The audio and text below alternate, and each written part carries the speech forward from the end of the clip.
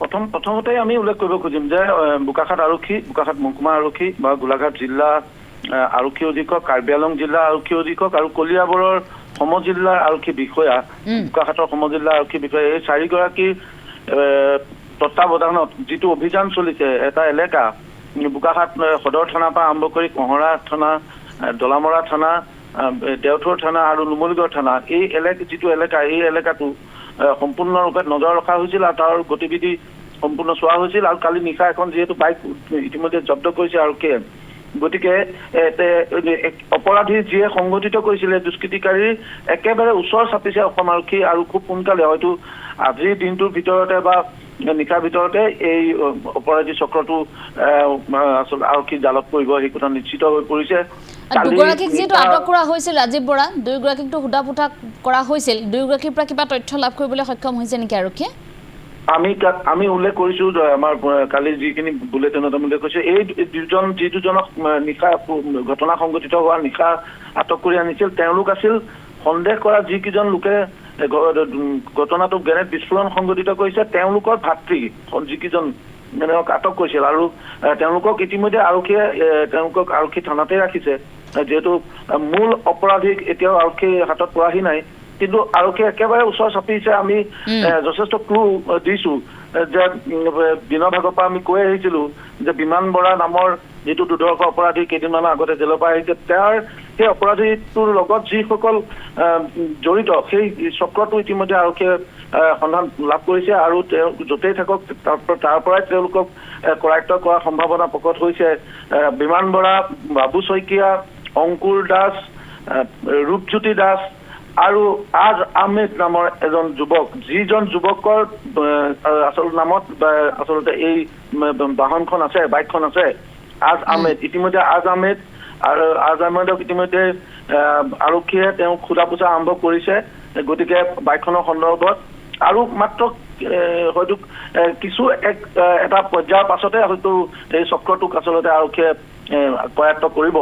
সেই কথা নিশ্চিত হৈ পৰিছে। আমি নিশা 2 বজা পৰ্যন্ত আমি আৰক্ষীৰ যি অভিযান এই অভিযানৰ লগত আছিলো, গতিকে আমি যথেষ্টখিনি ঠাই ভ্ৰমণ কৰিছো আৰু একেটা নিশ্চিত যে মুখ্যমন্ত্ৰীগৰাকীয়ে যি ধৰণে দাবী কৰিছে তাৰ পূৰ্বে আৰক্ষী অধীক্ষক ৰাজেন সিঙেও ইতিমধ্যে কৈছিল যে গণ চিকাৰী চক্ৰ আৰু ড্ৰাগছ পেডলাৰ এই দুটা চক্ৰৰ লোকে এই ঘটনাটো সংঘটিত কৰিব পাৰে বুলি তেওঁলোকে সন্দেহ কৰিছিল, কিন্তু সেই কথা প্ৰায় এক প্ৰকাৰ নিশ্চিত হৈছে। তাৰ লগতে গণ চিকাৰী, ড্ৰাগছ পেডলাৰ, বাইক চুৰি, গাড়ী চুৰি, গৰু চুৰি এই চক্ৰটো আচলতে জড়িত আৰু এই চক্ৰটোৰ সম্পূৰ্ণ নেটৱৰ্কটো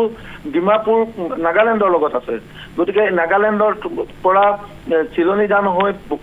আচলতে দলামৰা হৈ এই ভিতৰে যিটো সংযোগ, এই এটা অপৰাধী চক্ৰৰ যিটো ৰুট মেপ, এই মেপটোৰ জৰিয়তে আচলতে এই ঘটনাটো সংঘটিত কৰিছে। আৰু এই ঘটনাটো সংঘটিত কৰাৰ মূল যি দুটা অপৰাধী যিয়ে বাইকত আহিছিল, সেই দুটা অপৰাধী একেবাৰে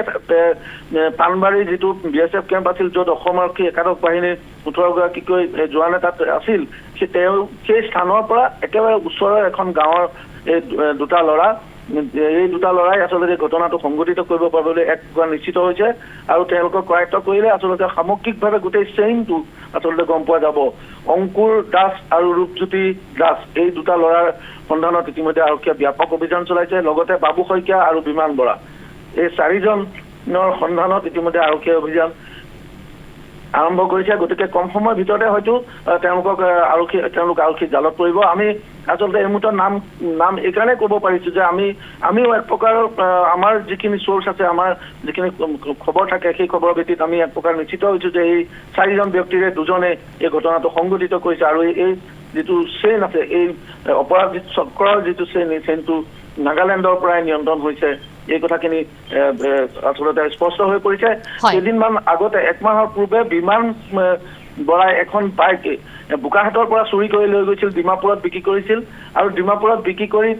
তাৰ ডিমাপুৰৰ পৰা এখন বেলেগ বাইক চুৰি কৰি লৈ আহি বোকাখাটলৈ লৈ আহিছিল। গতিকে এইটো ডিমাপুৰ আৰু বোকাখাটৰ এই অপৰাধ জগতৰ যিকেইটা অপৰাধী এই অপৰাধীকেইটাই আচলতে যি সময়ত জেলত থাকে সেই সময়তে শান্তি থাকে আৰু জেলৰ পৰা ওলাই আহিলে তেওঁলোকৰ আকৌ দুষ্কাৰ্য নিশ্চয়কৈ সেইকেইটাক আচলতে কেনেধৰণে কৰায়ত্ব কৰিব পৰা যাব পৰৱৰ্তী সময়ত সেইখিনিৰ ওপৰত আচলতে দৃষ্টি নিবদ্ধ থাকিব আমাৰ আমি এই মুহূৰ্তত আপোনাক ধন্যবাদ জ্ঞাপন কৰিছোঁ আছিল আমাৰ জ্যেষ্ঠ সাংবাদিক ৰাজীৱ বৰা তেওঁ আমাক ইতিমধ্যে গোটেই কথাখিনি জনাইছে পৰৱৰ্তী মুহূৰ্তত আমি ৰাজীৱ বৰাৰ জৰিয়তে বোকাখাটৰ গ্ৰেনেড বিস্ফোৰণৰ এই খবৰ পৰৱৰ্তী সময়ত আকৌ কিছু কথা জনাবলৈ চেষ্টা কৰিম